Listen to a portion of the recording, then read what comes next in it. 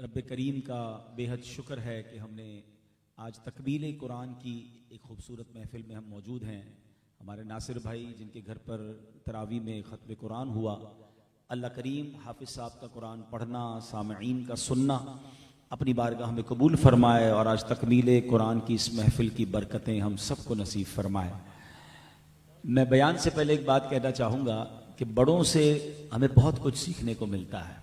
मेरी दाईं तरफ जो दो शख्सियात हैं, ये वो शख्सियात हैं कि मैं बचपन में यूँ समझिए कि मैं छोटे से बड़ा इनके सामने हुआ हूँ।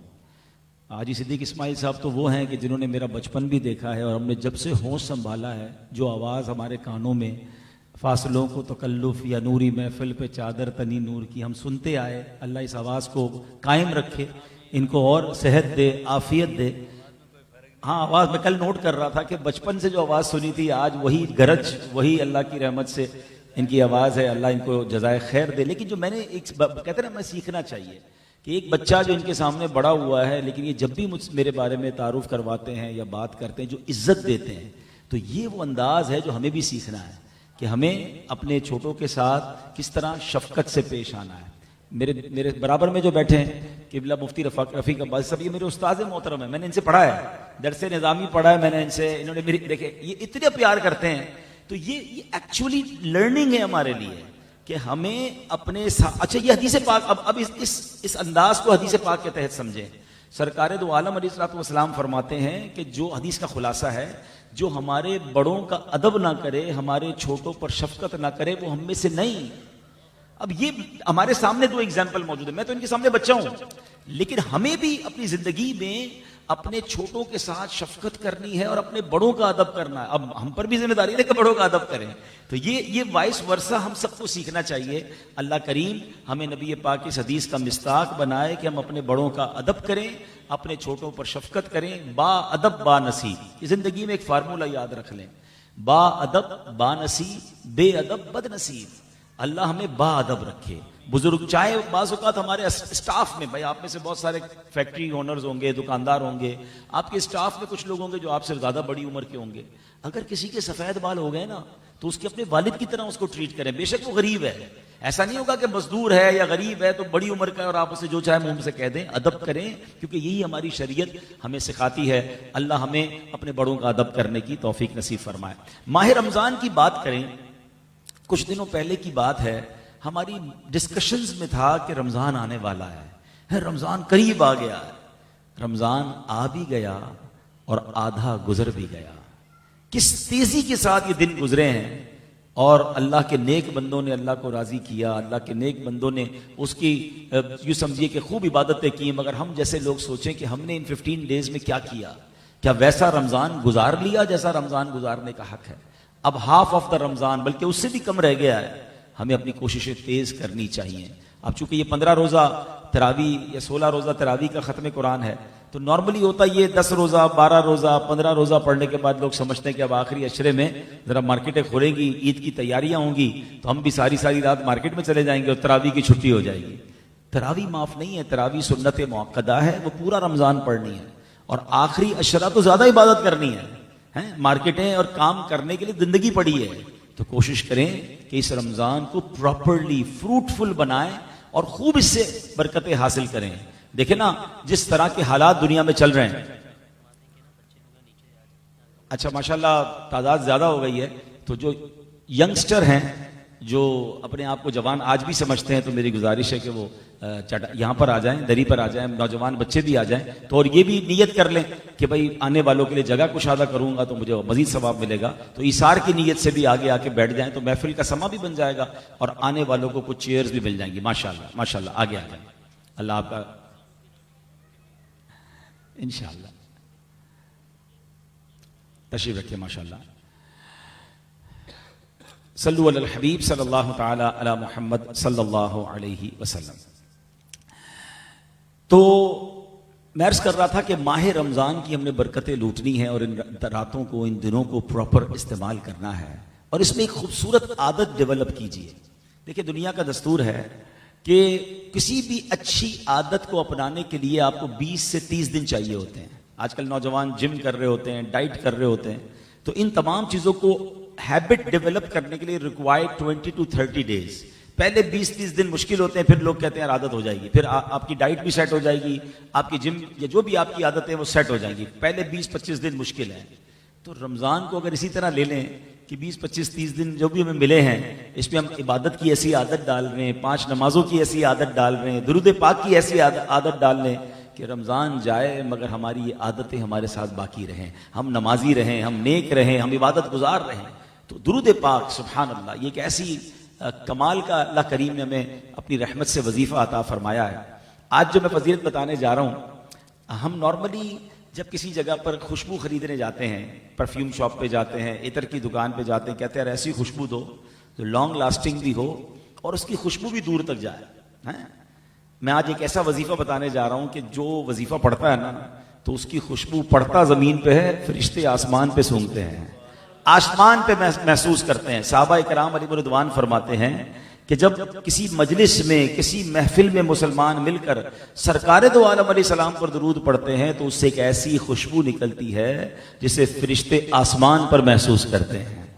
और वो कहते हैं कि जमीन पर किसी जगह सरकारे दो आलम अलैहिस्सलाम के उम्मती जमा होकर नबी पाक पर दुरूद पाक पढ़ रहे हैं। अब बताओ दुरूद कैसा वजीफा है, उसकी महक का आलम क्या है कि फरिश्ते उसकी खुशबू सूंघते हैं। अच्छा, ये खुशबू क्यों ना हो, जिक्र किस महके महके आका का है, बात किस मुअत्तर आका अलैहिस्सलाम की है।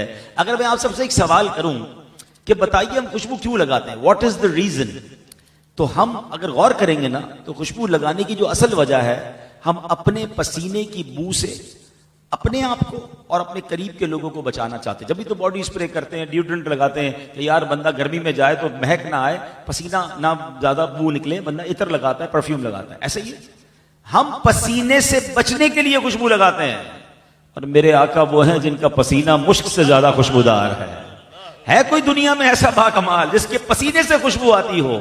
और खुशबू का आलम क्या था, अल्लाह अकबर, पूछो बरेली के ताजदार से, वो कहते हैं क्या महकते हैं महकने वाले, क्या महकते हैं महकने वाले, बू पे चलते हैं भटकने वाले। अल्लाह अकबर। आज दुनिया में किसी को एड्रेस देना हो तो आप उसको लोकेशन भेज देते हैं। नेविगेशन सिस्टम ने जिंदगी बड़ी आसान कर दी है। 20-25 साल 10 साल पहले क्या होता था, हमने एड्रेस बताना होता था, यार बहादुराबाद की चौरंगी पे आना, आगे जाके दूसरा राइट लेना, फिर एक बेकरी नजर आएगी उससे लेफ्ट लेना, बंदा गलियों में ही घूमता रहता था एड्रेस ढूंढने के लिए। अब मसला खत्म हो गया, लोकेशन बताई, बंदा डॉट वहां पहुंच जाता है, आसानी हो गई। मगर सहाबा किराम के पास 1450 साल पहले एक नेविगेशन सिस्टम था, एक लोकेशन सिस्टम था। वो क्या था, वो किसी से पूछते नहीं थे नबी ये पाक कहां हैं, वो जनाब गली के किनारे खड़े होते, खुशबू बताती थी आका यहां से गुजर के गए हैं। पूछो आला हजरत से, कहते हैं अंबर जमीन, अबीर हवा, मुश्क तर गुबार, अदना सी ये शनाख्त तेरी रह गुजर की है। अरे ये बात तो 1400 साल पुरानी है ना। किसी आशिक रसूल को आज मदीने ले जाओ, उसकी आंखों पे बेशक पट्टी बांध दो, उसे बताना नहीं कहां लेके जा रहे हैं, बस इश्क वाली नाक होनी चाहिए, वायरस नहीं होना चाहिए। कुछ अरसा पहले कोविड आया था ना, कुछ लोगों की सूंघने की सलाहियत चली गई थी। आज भी कुछ लोगों को मदीने में खुशबू नहीं आती। इश्क वाला दिल, इश्क वाली बॉडी है, आंख पे पट्टी बांध दो, उसे मदीने ले जाओ, वो हवाएं बताती हैं कि आका गुजर कर गए हैं। शायर लिखते हैं ना, अरसा हुआ तैबा की गलियों से वो गुजरे हैं, अरसा हुआ तैबा की गलियों से वो गुजरे हैं, इस वक्त भी गलियों में खुशबू है पसीने की। आज भी मदीने की गलियां बता रही हैं, तो सोचो उस वक्त महक का आलम क्या होगा। एक और प्यारी बात, सरकार दो आलम अलैहिस्सलाम के खसाइस और कमालात पर बात करें तो मैं आज आका की आंखों पर, नबी पाक की जुल्फों पर, प्यारे चेहरे पर, रोशन हाथों पर बात नहीं कर रहा। वो दो चीजें जिससे नॉर्मली लोग एक दूसरे की घिन खाते हैं, पसीना और थूक है। किसी का थूक अच्छा नहीं लगता, मगर आओ बताता हूं मेरे आका के लुआब दहन का आलम क्या था। हजरत उतबा बिन फरकत रदी अल्लाह तआला अन्हु साहबी रसूल हैं, उनकी 4 ज़ौजा थी, 4 बीवियां थी। वो अज़वाज अपने शौहर के लिए तैयार होती थी, खुशबू लगाती थी, मगर जब भी हजरत उतबा के करीब जाती उनकी खुशबू इनसे ज्यादा अच्छी होती थी। तो एक बार चारों बीवियों ने मीटिंग की कि हमारे शौहर खुशबू कौन सी लगाते हैं, इतना जबरदस्त महकते हैं, इतनी प्यारी फ्रेग्रेंस। तो एक बार उनको पूछ लिया कि हुजूर ये तो बताएं आप खुशबू कौन सी लगाते हैं, हमने आपको कभी खुशबू लगाते भी नहीं देखा, आप कहीं छुपके लगाते होंगे। तो हजरत उतबा कहते हैं मैं तो कोई खुशबू लगाता ही नहीं हूं। कहा खुशबू नहीं लगाते तो फिर इतनी महक कैसे आती है आपकी बॉडी से? तो फरमाया एक बार क्या हुआ कि मेरी बॉडी पर स्किन डिजीज हो गई, मेरी बॉडी पर एक बीमारी हो गई। मैं सरकार दो आलम अलैहिस्सलाम की बारगाह में हाजिर हुआ। ये अलग टॉपिक है कि सहाबा के साथ जब कोई इशू होता था कहीं नहीं जाते थे, आका की बारगाह में जाते थे, क्योंकि वो जानते थे नहीं सुनता ही नहीं मांगने वाला तेरा। कहते मैं प्यारे आका की बारगाह में चला गया और कहा हुजूर मेरी बॉडी पर ये प्रॉब्लम हो गया है। सरकार दो आलम अलैहिस्सलाम ने किसी डॉक्टर के पास ना भेजा, अपना लुआब दहन निकाला। उनकी कहते कुर्ता उतारो, कहते मैंने कुर्ता उतारा, नबी पाक ने मेरी बॉडी पर अपना लुआब दहन लगाया। वो दिन है, आज का दिन है, बीमारी तो चली गई, जिस्म महकता चला गया है। अल्लाह अकबर। थूक मुबारक के महक का आलम यह है, लुआब दहन का आलम यह है, पसीना मुबारक का आलम यह है। अरे ऐसे महकने वाले आका पर दुरूद भेजोगे, आपकी जिंदगी भी महक जाएगी, आखिरत भी महक जाएगी। तो रमजान में आज के बयान का पहला पैगाम ये ले लें कि दुरूद पाक की कसरत जो है हम अपनी रूटीन का ऐसा हिस्सा बनाएं, इतने हैबिचुअल हो जाएं कि रमजान के बाद भी मेरी जबान जिक्र व दुरूद से तर रहे। मोहब्बत के साथ बाआवाज़ बुलंद दुरूद पाक पढ़ेंगे। सल्लु अलल हबीब सल्लल्लाहु तआला अला मुहम्मद सल्लल्लाहु अलैहि वसल्लम। चूंकि तकमील कुरान की महफिल है तो आज कुरान पाक की सबसे बड़ी सूरत, द बिगेस्ट सूरा ऑफ कुरान, सूरह बकरा का मैं आपको कुछ मैसेज देना चाहता हूं और उसका कुछ खुलासा पेश करना चाहता हूं। पहले तो ये इमेजिन करें कि कलामुल्लाह है और कलामुल्लाह की सबसे बड़ी सूरत सूरह बकरा है, तो वो कितनी इंपॉर्टेंट बात होगी जो रब करीम ने सबसे बड़ी सूरत के जरिए हम तक अता फरमाई। वैसे तो सूरह बकरा में बहुत सारे टॉपिक हैं, मगर जो इसका बेसिक सेंट्रल टॉपिक है बकरा, अरबी में कहते हैं गाय को। और जिस गाय का इस वाक्य में जिक्र है ना, it was the most expensive cow in the world. दुनिया की सबसे महंगी गाय थी। अब अजीब वाकया है, जरा सुनिए इस वाक्य को, मैं समराइज करूंगा, वाकया तो खैर बहुत तवील है। हजरत मूसा अलैहिस्सलाम का दौर था और एक बड़ा नेक आदमी उस जमाने में रहता था, बड़ा इबादत गुजार था, मगर मिडिल क्लास का कह लें नॉर्मल आदमी था, पैसे वाला नहीं था। इंतकाल का वक्त करीब आया तो उसके पास एक गाय का बछड़ा था, छोटा बच्चा गाय का था और कुछ नहीं था उसके पास, बच्चा उसका छोटा था।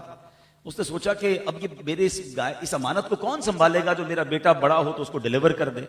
उसको एक अजीब सा आइडिया आया, वो जंगल में गया, एक झाड़ी के पास खड़े होकर उसने अल्लाह की बारगाह में दुआ की कि मेरे मौला, ये बछड़ा मैं तेरे हवाले करता हूं, तू अमानतों को जाया नहीं फरमाता, मेरी अमानत जब मेरा बच्चा बड़ा हो जाए तो उसे लौटा देना। वो बछड़ा उसने जंगल में छोड़ दिया, वापस आया, अपनी बीवी को बताया मैंने ऐसा किया है। कुछ अरसे के बाद उस शख्स का इंतकाल हो गया।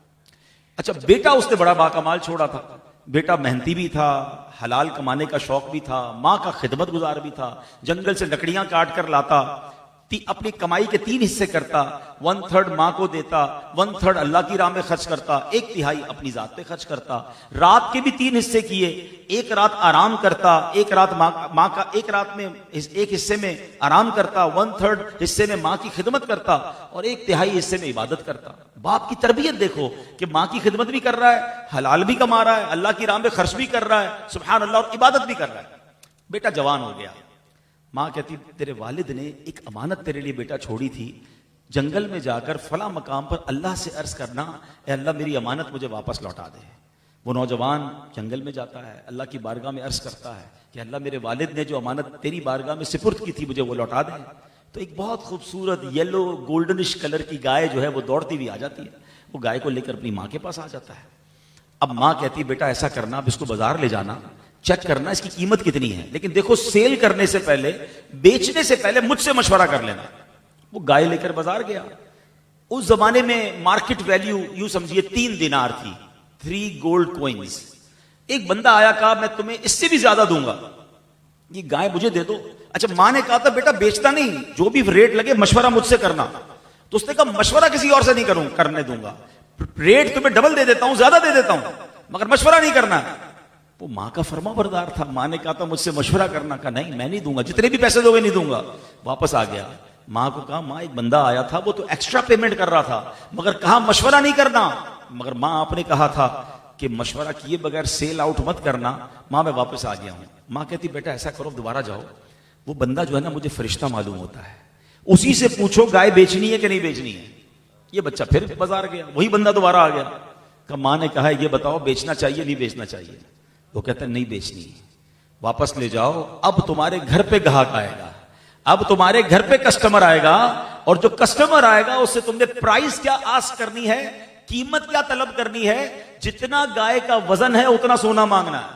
गाय की खाल में उसी हिसाब से सोना भर कर दे, फिर गाय देनी है। अब बंदा सोचे मेरी गाय 3 दिनार मार्केट वैल्यू, सोने के वजन के मुताबिक कौन खरीदेगा।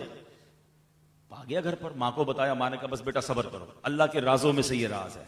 अच्छा, उसी दौर में साइमल्टेनियसली 2 वाकयात हो रहे थे। एक ये वाकया कुरान, अच्छा अब मैं थोड़ा सा एक और बात साथ कर दूंगा। मैं देख रहा हूं आप में से हर बंदा बहुत तवज्जो से ये वाकया सुन रहा है। ये है मेरा कुरान, कैसे कैसे वाकयात हैं।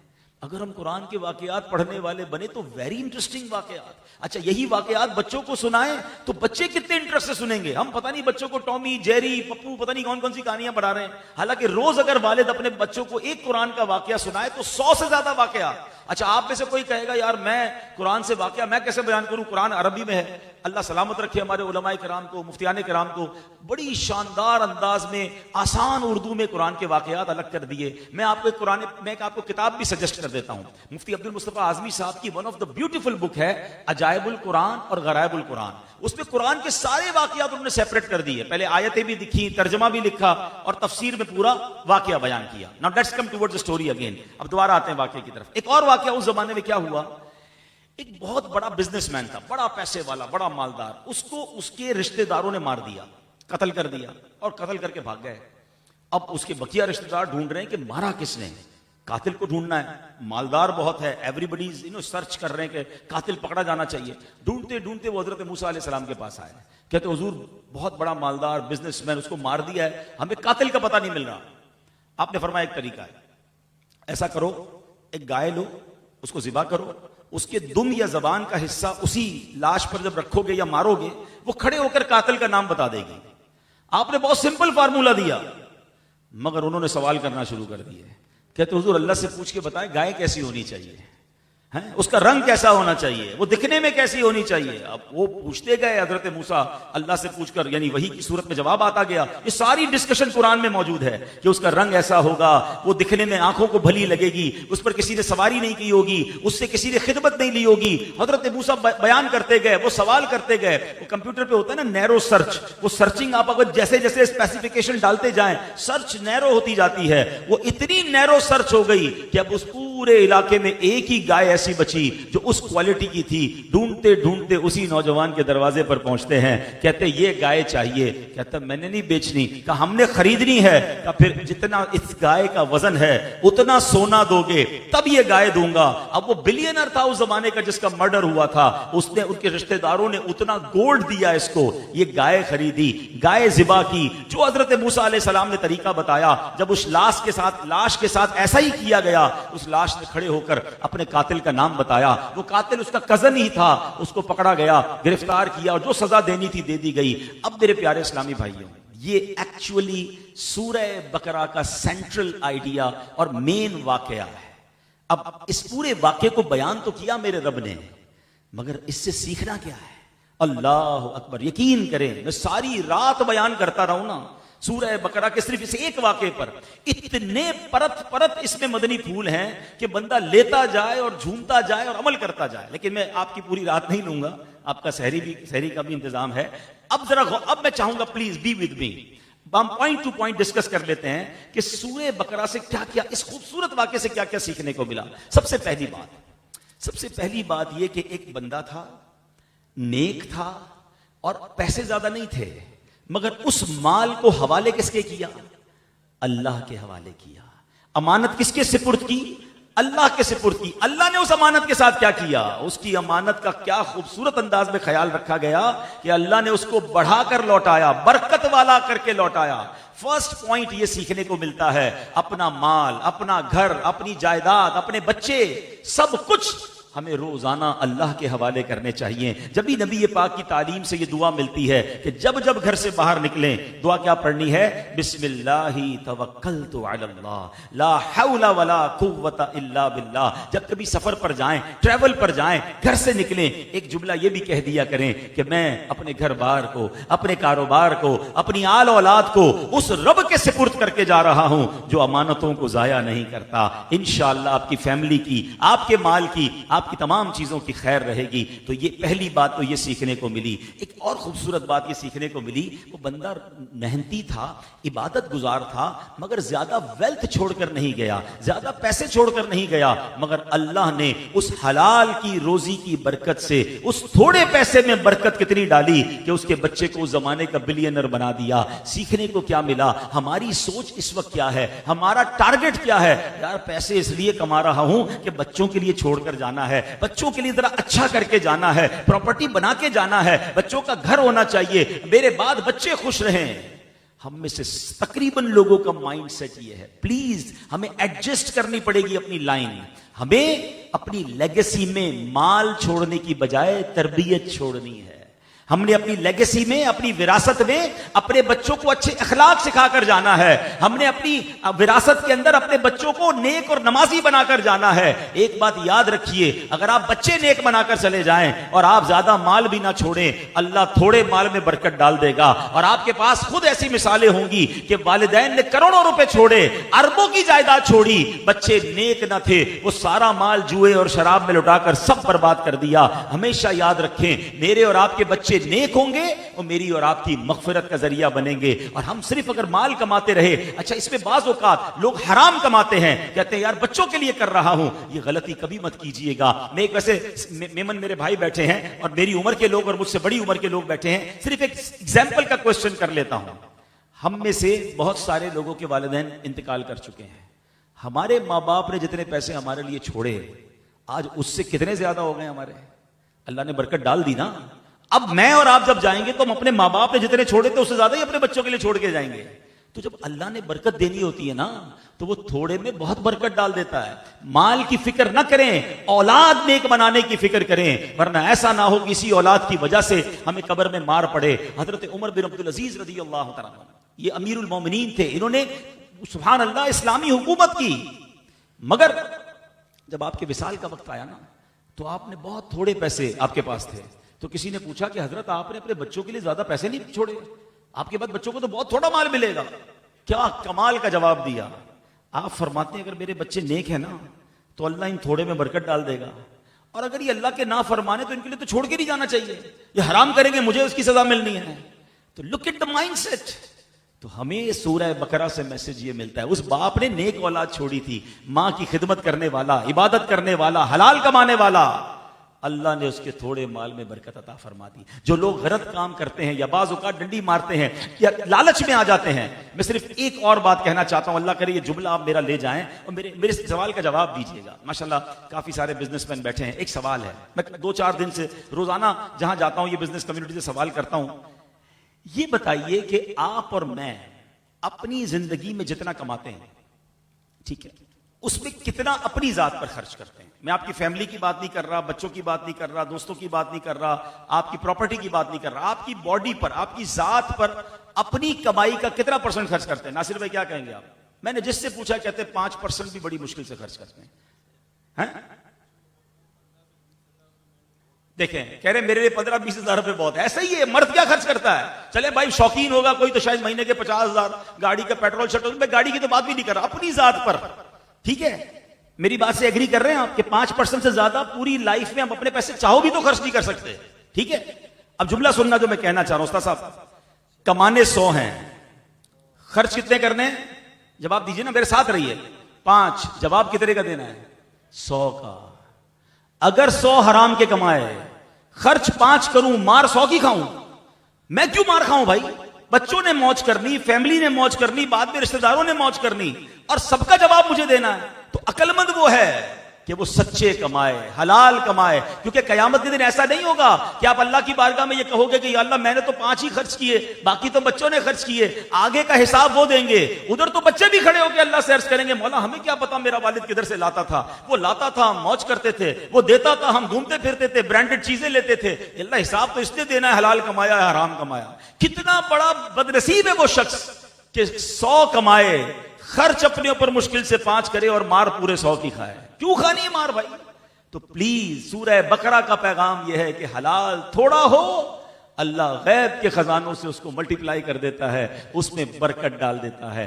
आगे चलते हैं। अब एक और पैगाम जो मिल रहा है, उस बच्चे ने आज माशाल्लाह हजरत सिद्दीक इस्माइल साहब ने, नासिर भाई ने कहा कि माँ के ऊपर अशार पढ़े। सूरह बकरा एक्चुअली माँ के अदब का दर्ज दे रही है कि उस बच्चे ने माँ की खिदमत की, दिन रात माँ की खिदमत की।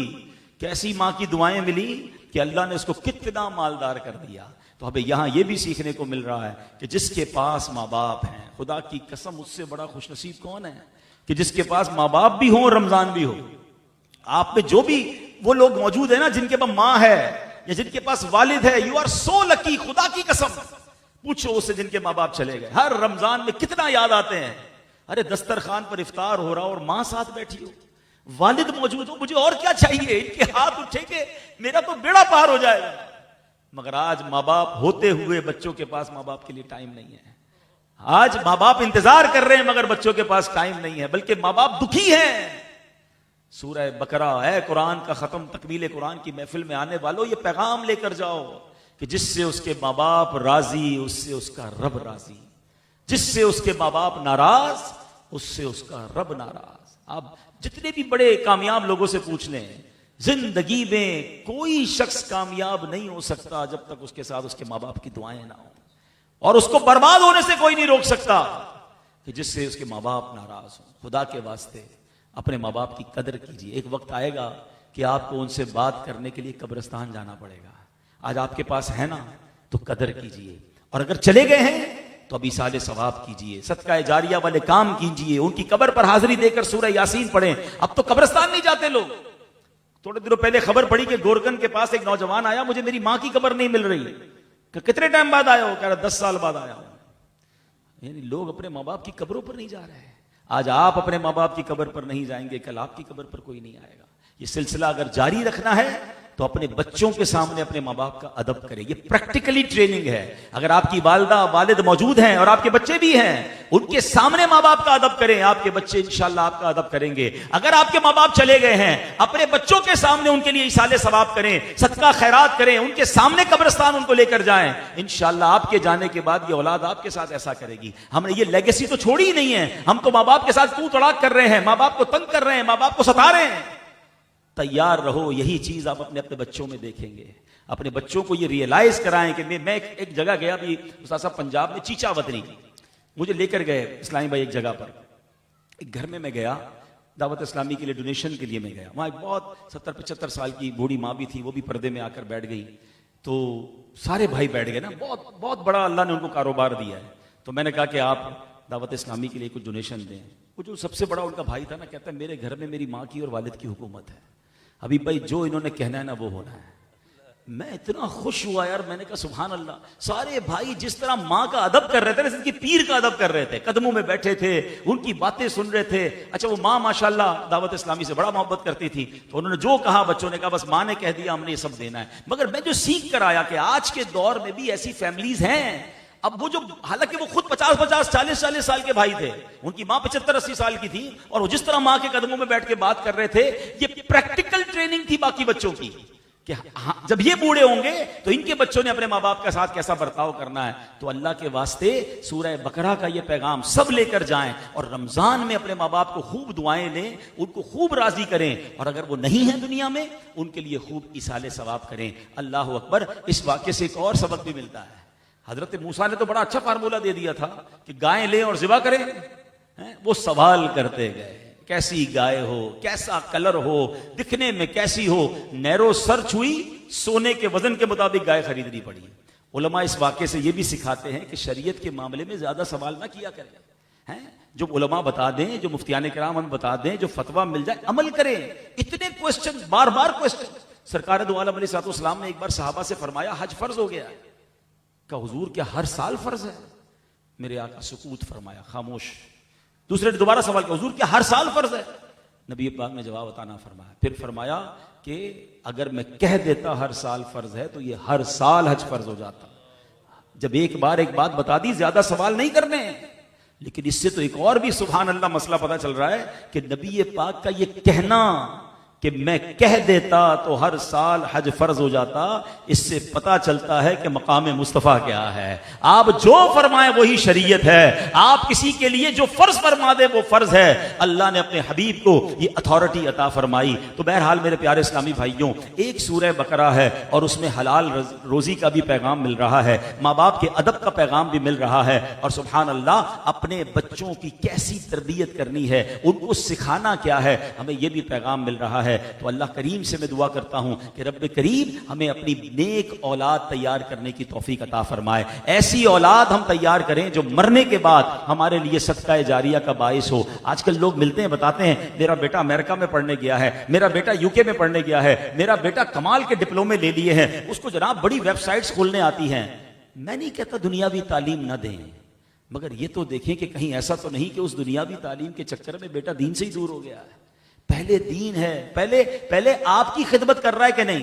देखिए एक और मजे की बात बता रहा हूं, मैं सबके लिए नहीं कह रहा, मगर अगर आप रेशियो देखेंगे ना तो मेजॉरिटी यही होगा।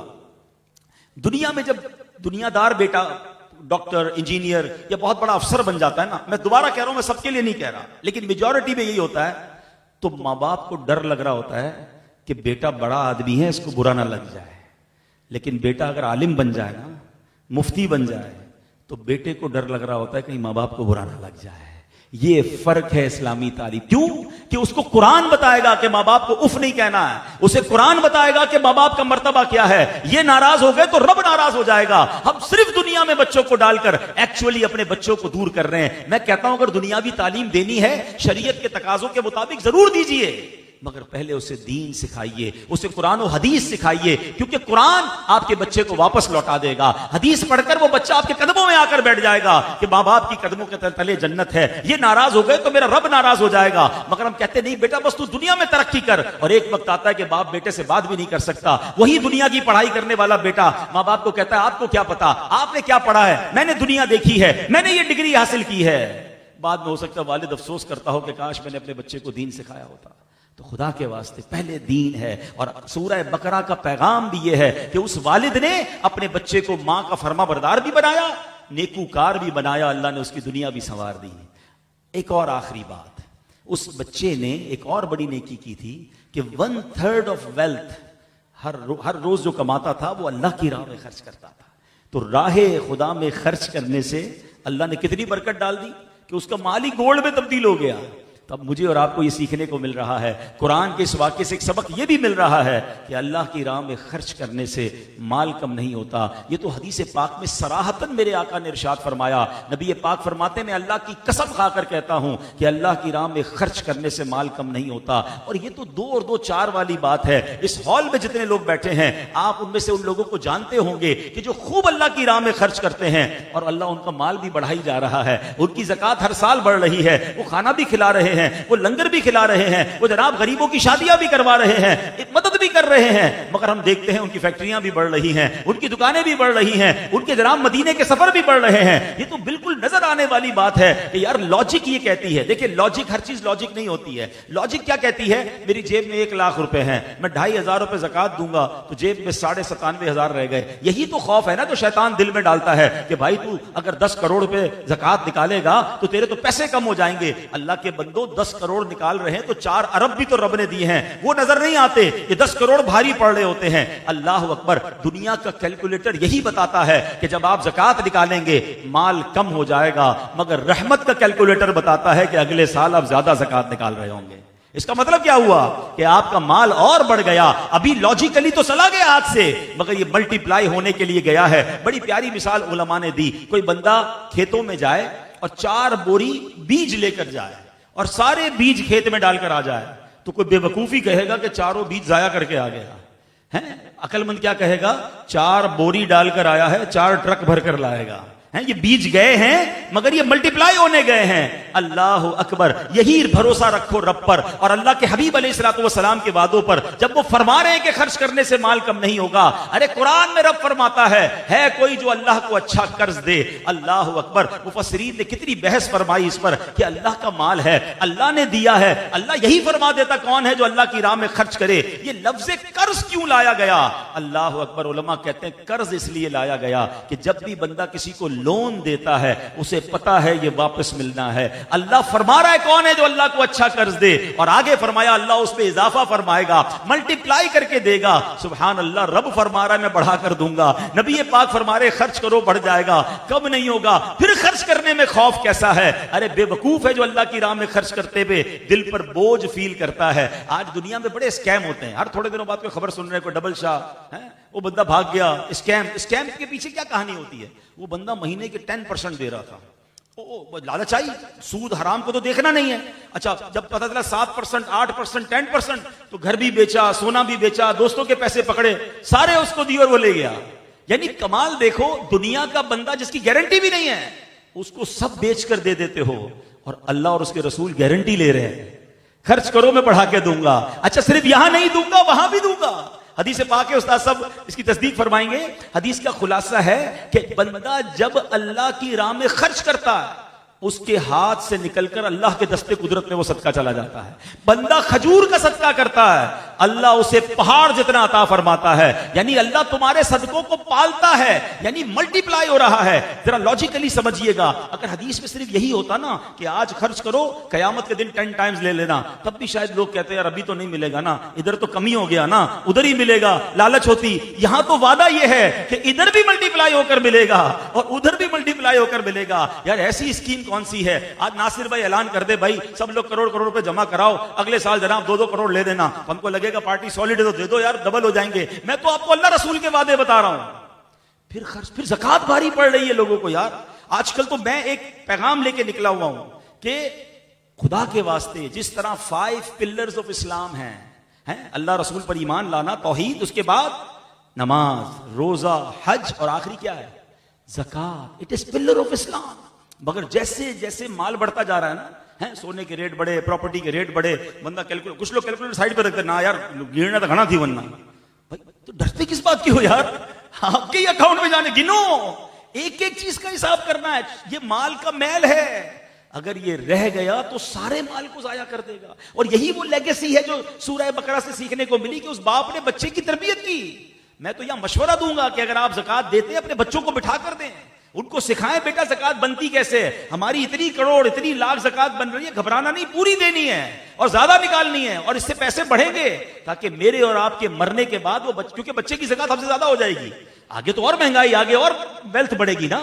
तो आप बच्चे को सिखाएं कि जितनी भी ज़कात हो बेटा, उसमें डंडी नहीं मार रही, पूरी निकालनी। और मैं आप सबको भी मशवरा दे रहा हूं, हदीस पाक का खुलासा है, अपने ज़कात अदा करके अपने माल को मजबूत कलओं में कैद कर लो। If you want to secure your wealth तो आप ज़कात निकालें, अल्लाह आपकी हर चीज को सिक्योर कर देगा। लेकिन ज़कात नहीं निकालते, किसी और काम में निकल जाते हैं, अल्लाह माफ करे, कोई ना कोई लॉस हो जाता है, कोई मसाइल आ जाते हैं। तो आज तो वैसे भी दुनिया के हालात ऐसे हैं, हमें पता ही नहीं कल हमारा क्या होगा।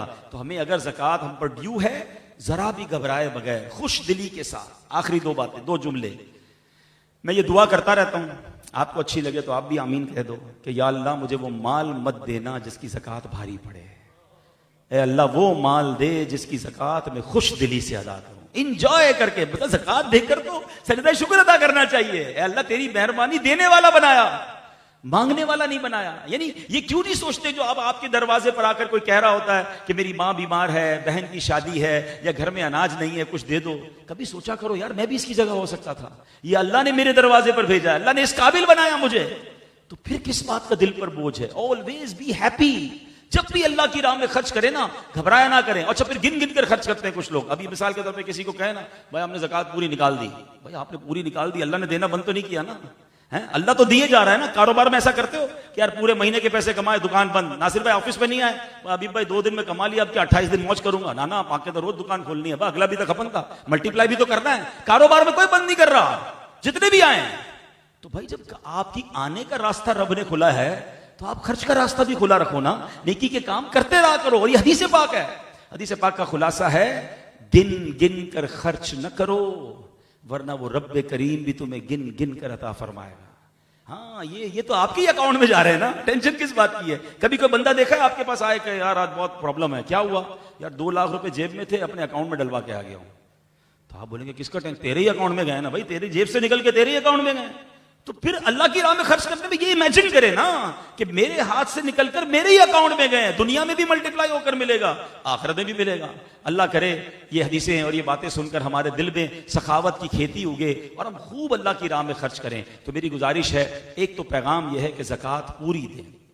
आपको दावत इस्लामी अच्छी नहीं लगती ना दें, लेकिन ज़कात पूरी दें, प्लीज ज़कात पूरी दें, बहुत सारे लोगों का फायदा हो जाएगा। और आखिर में अर्ज यह है कि आपकी ज़कात का पहला हक आपके अपने गरीब रिश्तेदार हैं।